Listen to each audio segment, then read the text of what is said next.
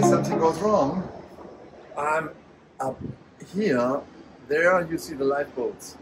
They are just behind me or under me. So if I hit them, I can jump off the balcony and go to the lifeboat just right there. I think the station is also right under me as well, because you get a security introduction for that. And we're gonna find out in the tour how sustainable they are, as well as in the, we might get a tour. There's a possibility. We know some people here on the boat. We might get to the bridge, but I cannot promise you that until I really know. And but you are with us all the time for the cruise. Just a couple of days. That a pretty short one. Hear the birds and see the sun. Side by side our fears are done. All the good times just begun.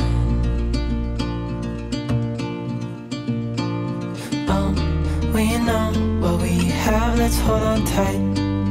Found what we're looking for in life. Well, welcome everybody to the Navigation Bridge. Hey, thank you for having us. So, currently on watch are my colleagues, Erica and Tim. And then I have the guys in the ratios over there, those are the lookouts. So they're responsible for keeping lookout at all times, helping us with alarm management. They're also the guys that would do the little steering on the little steering wheel in the center in case, and we are giving them the steering orders. Alright, so basically, as you can see, we have several consoles all throughout the bridge. The center console is the main console. We use it all times when we're at sea. When we're in port, we would, upon approaching towards the dock, we would obviously move to either the starboard or port side bridge wing to give us a better perspective on approaching the pier. We can maneuver ourselves once we come alongside, right?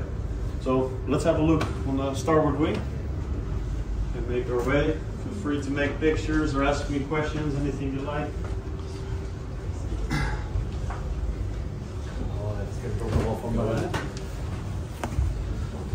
Mijn vader aan boord zat op onder een grote kap buiten en dan stond je buiten. Oh yeah, yeah. Back in the day, alles was buiten inderdaad. Yeah, everything was outside. And even this ship, the ship is look now at this one. 21 years old. Can you imagine the ships nowadays, how fancy all the equipment is? Yeah. It's a very new upgrade on a lot of things, new carpet, new system. I saw the pictures from fire. Yeah. Yeah, you got it as well? Nice. Yeah, he sent me a picture when he was on the dry dock. Yeah, exactly. Yeah. Yeah. Cool. So, as most of you have seen already, the glass plate on the on the floor. Feel free to step on. It is all safe to do so. The reason why we have this plate is to literally see the distance between the ship and the dock, and to also provide us an overview on the lines below. So the forward mooring station pays out lines to the shore side, obviously, to make ourselves eventually to tie up. And some of those lines will pass underneath the bridge wing, so the bridge can also see how these lines pass out. Wow. Now what we have on each console on the wings is literally basically a mini display of what we have in the center. In the center it's all a bit more excessive, but this is just literally all you actually need for sailing. So this is our operating system. Right now we're monitoring the radar, but I could also put on the chart, for example. Right now, nowadays we don't have any more paper charts like your father used to have back in the day, but everything is done electronically on the electronic chart. So you see right now, this is our route from the Dominican Republic. There's a lot of text indicating buoys and such. We're going through this whole area. The orange areas indicates special zones, so each zone is a special environmental area which has certain restrictions upon our discharges, etc. Well, and then over here we end up in Half Moon Cay, and from there on we'll load the next route towards Fort Lauderdale.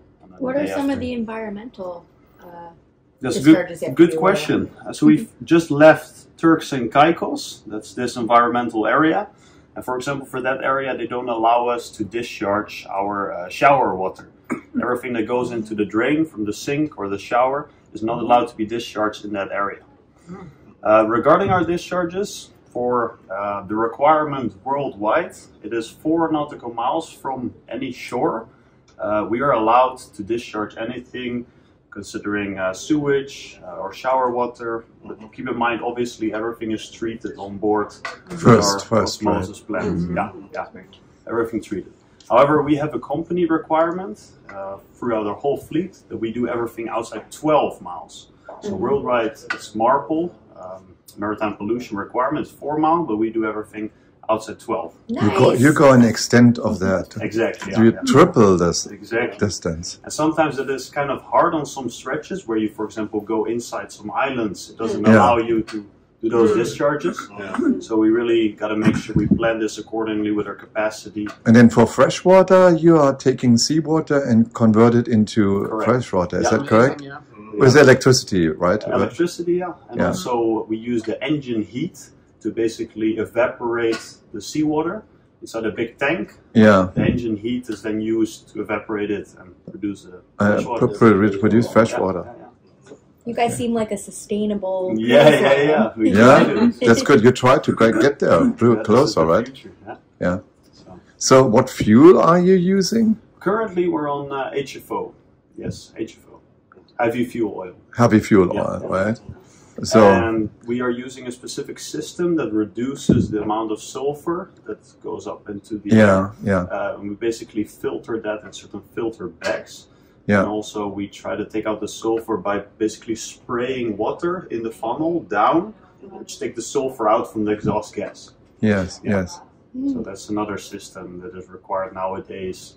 So the ship is 21 years old. Yes, right. They added so much technology throughout the years to keep it sailing and up to date. So that's really nice. Very good, very good. All the new so you really like your job, I see. I like it. I really like it. Otherwise I wouldn't be doing it. You're good at it. I always say I don't work a day in my life because I just like what I'm doing. So it shouldn't be considered work.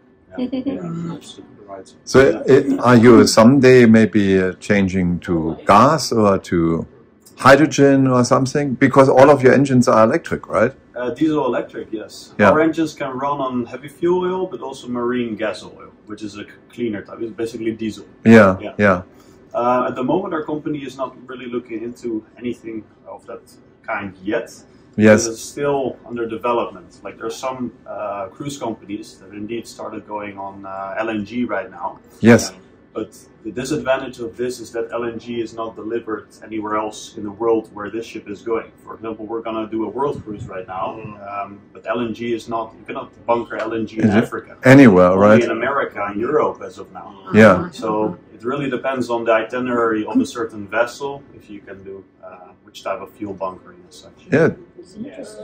Netherlands have a lot of LNG terminals, yeah, right? they do. So Right. Netherlands would be a good option. Germany just started building it. Yes. We're ahead of that game. One more question. Do Sure, the birds always follow the boat? Yes, so this is an actually interesting story. What happens when we start sailing is basically the air is lifted up by the vessel speed. It's just like in a car. Once you start driving, you get all this wind, right? And these birds, they love this air lift. So basically they're just following on with our bow. They don't have to do anything and they get lifted upwards. Basically, there's What do they do for food, though? they're sailing. They're sailing, Every now and basically, then right? they tend to leave and then come back. Or, sometimes we get like huge groups of birds that shit all on our deck, you know. We don't prefer that unless we just cleaned it. Sometimes you gotta be lucky. Yeah, but basically they're sailing to the upwind. They're Exactly. basically Like they a- are like a plane. like a plane, like a Shoring non-motor plane. train, like a sailplane. Soaring plane. Exactly. But just to give you a bit of information on the propulsion, right now we're on track pilot. Basically, that is this joystick right here. We're literally steering with that. So that's, every click that we give, either to starboard or to port, alters us 1 degree. Then we have several modes on the system as well. You can indeed do it manually. You also have a course mode that compensates for either wind or current, because as soon as this takes place, it will push your vessel aside, right? So it will start compensating. But Right now what we're using is track mode, which will literally just keep us on track. So all we have to do really is just monitor if the vessel is doing what we have set. And always she just executes this perfectly. And, yeah, not really anything to do from our side at that moment. Obviously, when traffic comes in place, we would have to deactivate the track mode, and then we might have to alter for traffic if that's the case. So how do you get internet here on the ship? Internet, all satellite. All satellite, connection, yeah. I was just wondering if I could get my Starlink antenna. Oh yeah, Elon Musk. And install it here. Yeah. Right, that could be a possibility. Or I guess. Some cruise lines, I think Carnival Cruise Line is allowing now, or has now installed. They installed Starlink antennas all around the top line on the ship. So Right. I didn't know that actually. Yeah. That's interesting. So next So time we bring would I us. be able to on a cruise? Let's say I do a big cruise. Could I take my antenna here? Who knows? We actually had one guest. I had it a couple of contracts ago that asked if they could put their antenna, but back then the IT officer didn't allow it for some reason. I'm not aware of that, to be honest. You do have an extra IT officer? Yeah, we have a specific IT Wow. department because we have so many computers and data. And, Yeah, you have they're right with you all the time, right? We have one IT officer and 2 assistant IT officers. Yeah. Wow. Install all of our Windows and programs, everything we need. Wow. Yeah. Service updates. Yeah. In the middle of the ocean. Yeah. Well, as you can see right here, this is our bow thruster panel. We have 3 thrusters all in the front part of the ship, each 2,500 horsepower. So we can operate those either individually or all together simultaneously. And this will literally push the vessel on the bow sideways.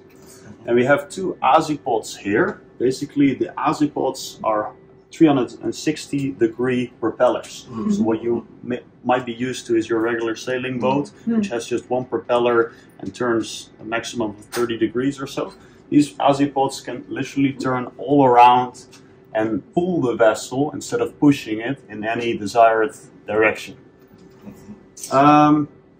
This is very ideal, of course, when we are docking, especially with excessive wind or current. Yeah. Exactly. Once you have to go to the pier, we usually put both inboard. And if we have to dock, for example, starboard, we just only push this one, and the vessel will just move that way. Oh, You see, and then we can brake the sideways speed by compensating on this one as well.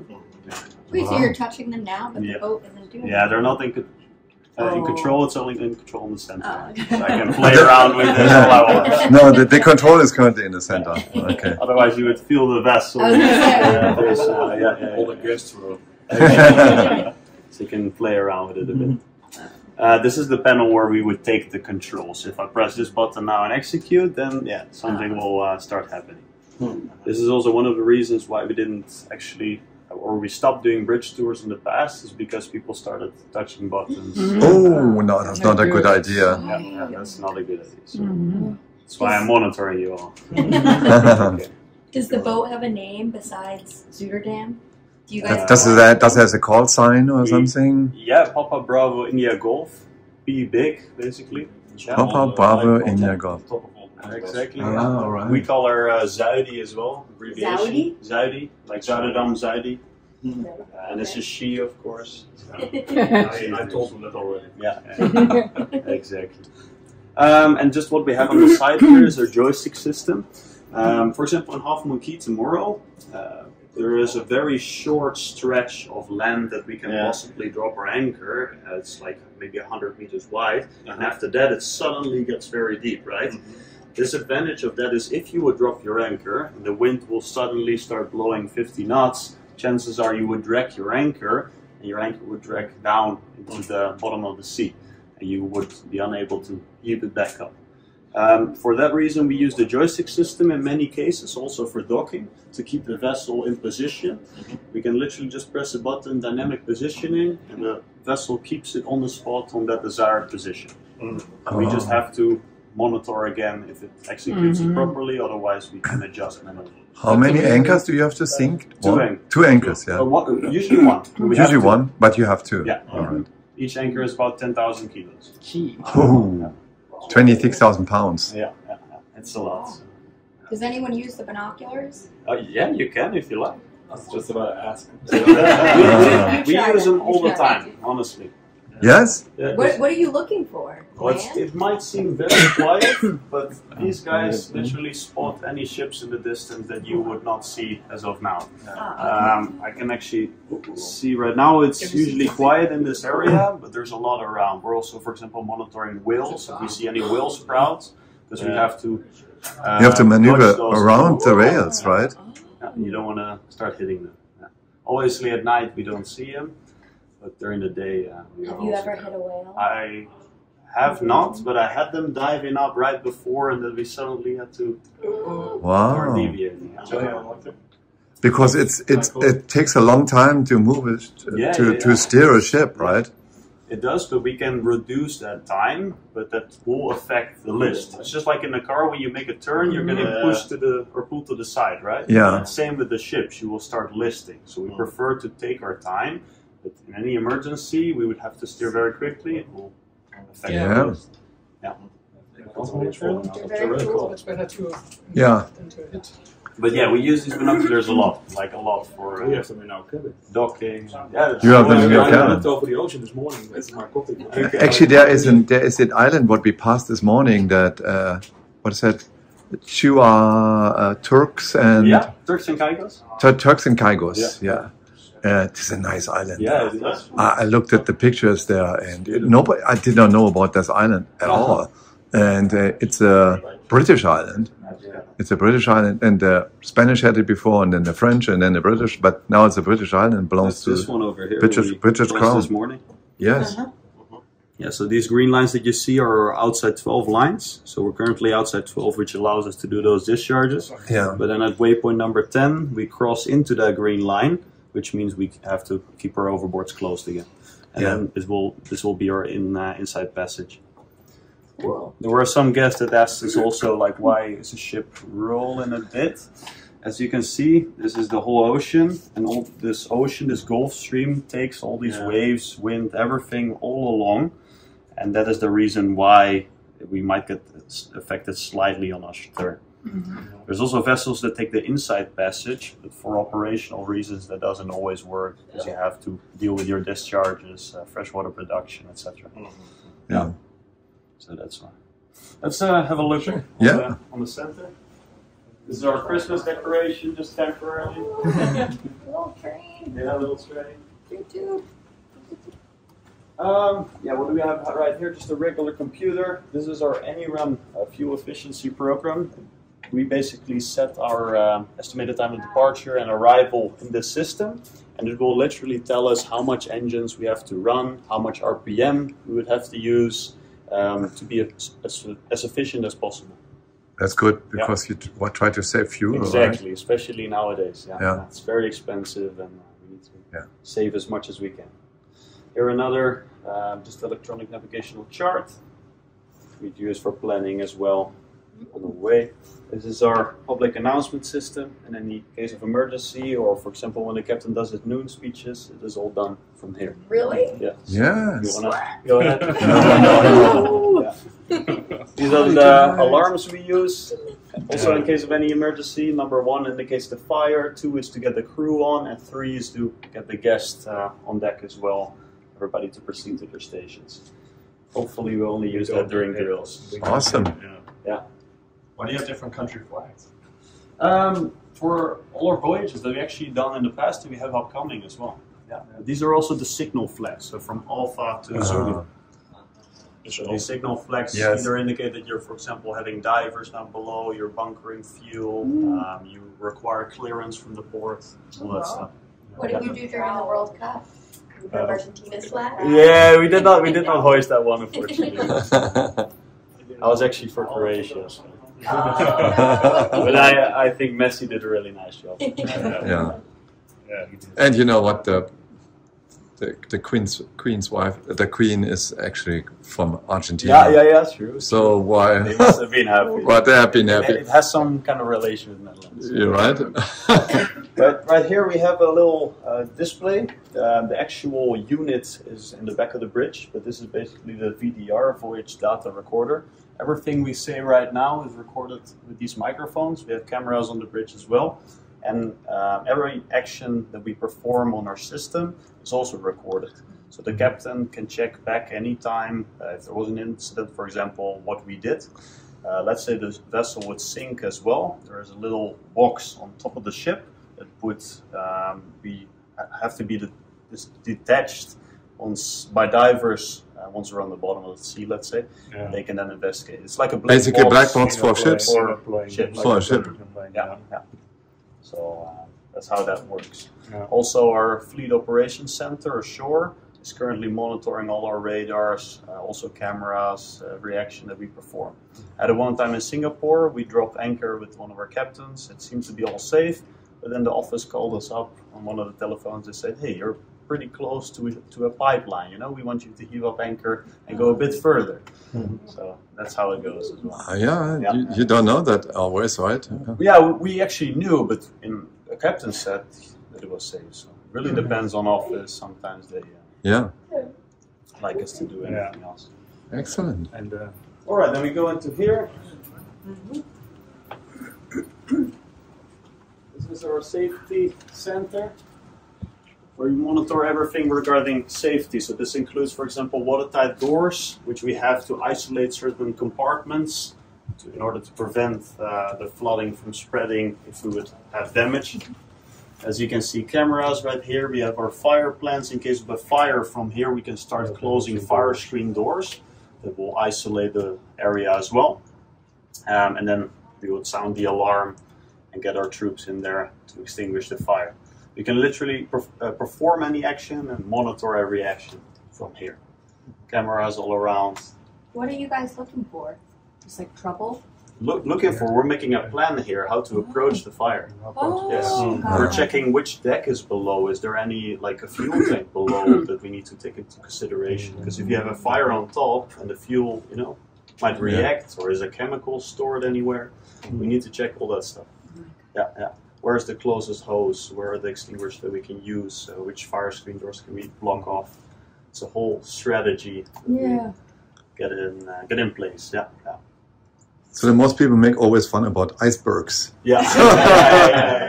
This is why we have these watertight doors. You see most of them are closed now. At sea, we are allowed to have several open for operational reasons, of course. Yeah. But definitely during arrivals and departures, which are the most critical points of maneuvering, all of them need to be closed. Then obviously our cameras. Once we actually have a fire in any of the engine room areas, the camera would pop up right away with the fire being displayed. Yeah. As you see here, this is our side door system. This means the shell doors, for example, where you leave the ship, that is a shell door which you're exiting from. Everything green, so everything is closed. That's good. Then we have dampers here. So, of course, we have a lot of ventilation systems on board the vessel. In case of a fire, we would need to close the ventilation, of course, to stop the fire from spreading. We can do that from here. Zone by zone, we have different fire zones throughout the ship. We can isolate it accordingly to stop the fans and close the dampers. Looks like Battleship. Yeah, nice. This is our sprinkler system. So as you can see, several sprinkler heads all throughout the ship. If the heat in the room rises up above 60 degrees, the bulb will melt, and then this will give us an indication in which section we have an area where the pressure is being dropped, so there might be a fire. We would send somebody, we have a first responder on call 24 hours a day, which we can send, and then he will let us know if there's a fire or not. Yeah. And you see a lot of lights here. This is our fire screen door panel. I was talking about in case we have a fire, we close these fire screen doors. This is the status of it. Most of them should be open right now because operational wise, you know, we want everything to be open. But in case of a fire, we can close everything also individually, but one by one as well. And over here is our stability computer.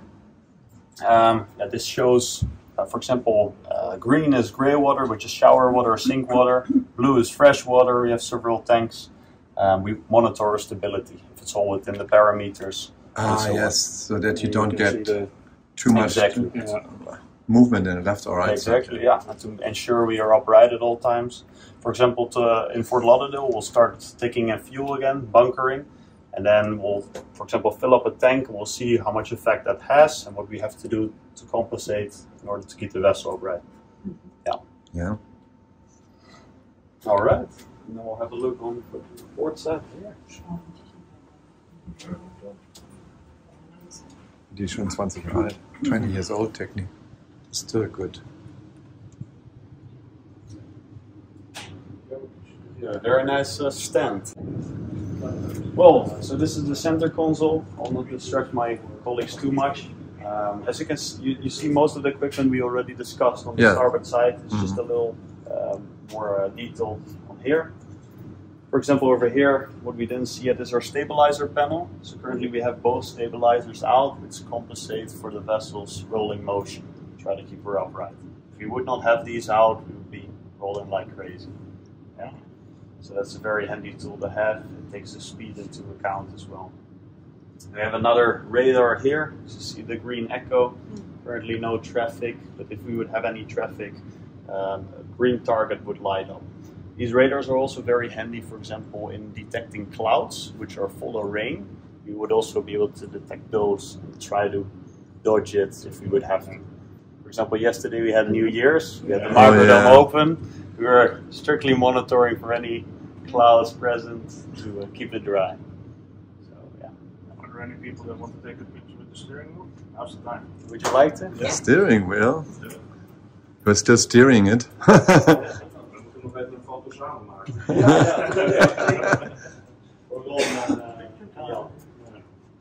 Hier, in de midden. Here? Where's the steering wheel? You can hold it, it's okay. That really scares the shit. Yeah. That's Oh cool. my goodness. Wow.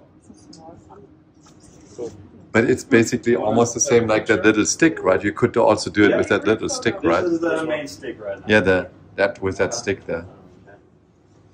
The joystick. Go ahead, you can touch it if you like.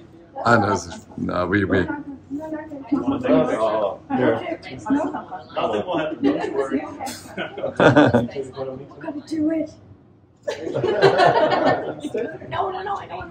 You get a photo. Yeah, get a photo with that. You can even turn it. Captain aboard.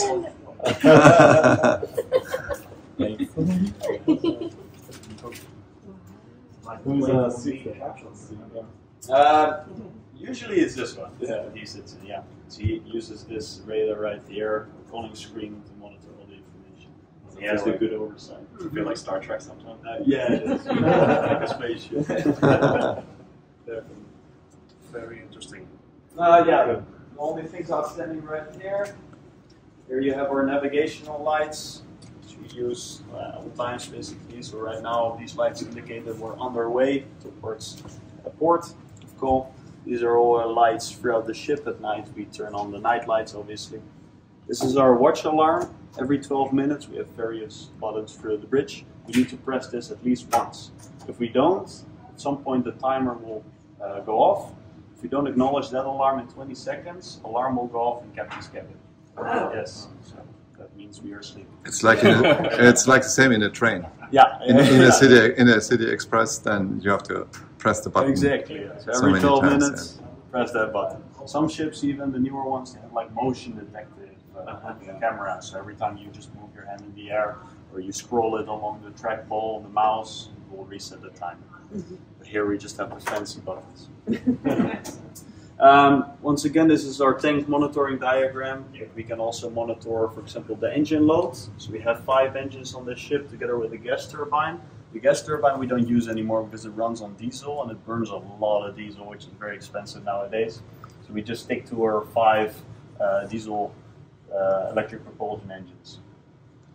Right now we're running on 2 engines. Basically, they are electric propulsion engines, but you are producing the electricity, and then you're using the electric propulsion engines. Yeah, so the engine is basically shaft-driven, connected to a generator. That motion is turned into electricity via the generator. Yes. That provides the electricity to the azipods, but also to the entire hotel electrical network. Yeah. Yeah. It's very interesting how that goes into place. Yeah, basically it's better to have an electrical motor operating, right? It's also lesser maintenance, I guess. Yeah. Right? Yeah. It's very good. Hopefully someday we'll be able to run on hydrogen or... Maybe someday on hydrogen, yes. Now right here, this is our GMDSS panel. This is literally all the equipment we use in case of distress, contacting the shore and so on. We have also various substations throughout the bridge. This allows us to send, for example, messages to shoreside Coast Guard stations in case we are at distress. These phones allow us to communicate with any cell phone. I could literally call your phone from here as well, but obviously we use it to contact our Fleet Operations Center, and they can thereon contact the Coast Guard. These are several radios we can use to contact other vessels up to even 300 miles away. However, it depends on whether the vessel is sailing at night or during the day, because at night the signal is transmitted basically in a better way compared to daylight. Yeah. Do you have any stories of where you had to work with the Coast Guard? Yes, I actually did. Very, very occasionally it happens that a guest requires medical attention, for example, and in a case like that we would need to be able to contact the Coast Guard as soon as possible. And then it's basically determined how much time does the guest need. Is it super urgent? Do we literally need a helicopter to fly in? Or can the vessel make it in time by just speeding up on their engines alone? What is more efficient? What is cheaper? Yeah. But yeah, we actually had it 2 months ago. We were in the middle of the Pacific, and there was one guest that required immediate medical attention. And they had to send 2 US Coast Guard helicopters. One to actually transport the guest, but another one to actually do the bunkering in place, because they were 400 miles off the coast. Yeah, for air refueling. Yeah. Far away. Air refueling. Yeah, AAR. yeah, that's very interesting to see. So those are cases where we would need to contact the Coast Guard. My aunt and uncle are in the Coast Guard. Oh yeah? Okay. Well, you'll be able to provide them with the question. That's nice. Yeah, some radios up here. We've got light jackets in the cabinet, some extinguishers. We have flares up here, which we will be able to use in case of distress. You could have used it yesterday. Yeah, we could have, yeah. Fortunately, they're very expensive. I believe that. Yeah. The wheelhouse poster for information on our vessel. And then just the port side wing as well. The same as the This is the same as the opposite side, yeah, right? exactly. In the same setup. This side is more sunny though. So. Yeah. Wow, that was very informative. Okay. Thank you very much. You're welcome. If you have any questions or you would like to take some pictures, feel free. Yeah. Let's make a group picture, and I want to. Yeah, hello. I hope you liked that tour on the bridge. We liked it very much, and so they are not close to what I was thinking about to drive sustainable. So actually then one of the things was that if you drive more careful with gas, LNG, then they could change the generators or the gas turbines, change it to gas turbines, use compressed gas and then use gas for that.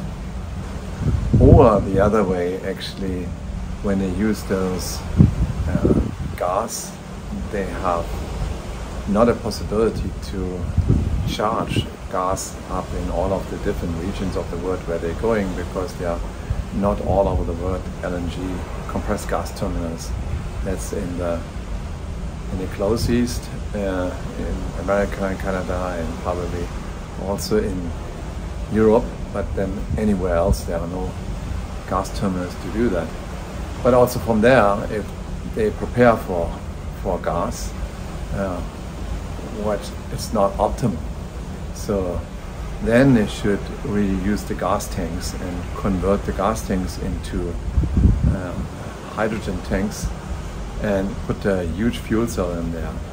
The turbines and the electricity, everything runs on electricity anyway, and they could change those ships So in the future, depending from the lifespan of that ship, they could change that to liquid hydrogen and use it. The effort is a lot, because to convert everything to hydrogen is a lot of effort. But to convert the whole fuel ship, you can save something by probably put some sails on it, or anyway different. But if you want to operate that with a lot of electricity and so on, then this is quite a step away from it. From this term, I would say, I hope you liked it. Subscribe to the channel. We show you more interesting things. How far are we away from sustainable transportation? Bye-bye. But you came around every